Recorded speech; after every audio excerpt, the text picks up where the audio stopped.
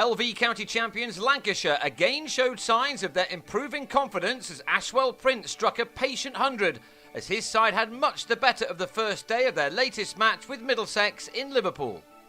Glen Chappell won the toss and batted, but then saw his openers struggle a little. Paul Horton, fresh from his marathon 7.5-hour match-saving knock against Warwickshire last weekend, survived this edge off Tim Murtagh.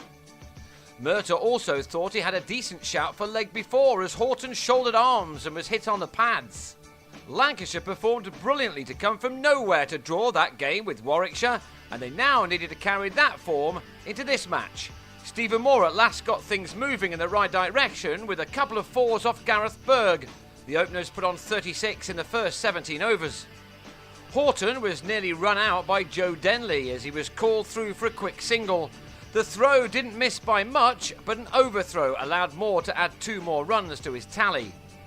But then, just 2 balls later, Moore did it again, and this time Denley made him pay as a direct hit from the covers finally got rid of Horton. For a man who couldn't be removed for nearly 5 sessions in his last knock, it was a disappointing end. Another 2 balls after that, Murtagh had Carl Brown taken behind as Middlesex, last season's 2nd Division champions, started to get the better of the 1st Division ones. And it should have got even better for them, but Moore had a life when David Milan dropped a comfortable slip chance off Berg. Milan would have been thrilled that it didn't prove to be too costly, as soon afterwards Moore top-edged to pull off Berg and found the returning Owen Morgan in the deep. Morgan was playing his first championship match since July 2010. That put Lancashire in a rather worrying position of 55 for 3, but with a push here and a nurdle there, Prince and Stephen Croft dragged their side back in, with Croft playing the occasional shot of aggression. This summer's best appeal to date goes to Corry Collymore of Middlesex. Do you think he thought he had Croft leg before or something? Boundaries meanwhile were few and far between as Lancashire again showed their battling qualities. As both batsmen reached 50s, they'd struck only 5 fours between them, along with that 6 from Croft. What they did do was put pressure on the fielders and ran brilliantly to keep the board ticking over. It wasn't exactly pulsating stuff, but this partnership grew steadily and went beyond 3 figures before the tea was brewed, with Lancashire now recovering to 164 for 3. The rest of the day was even more attritional as this pair dug in very deep.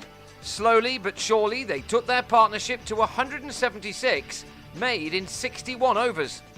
Finally, with the second new ball in his hands, Murtagh found the edge of Croft's bat to have him caught behind for a 78, which had included only 1 4 and 1 6.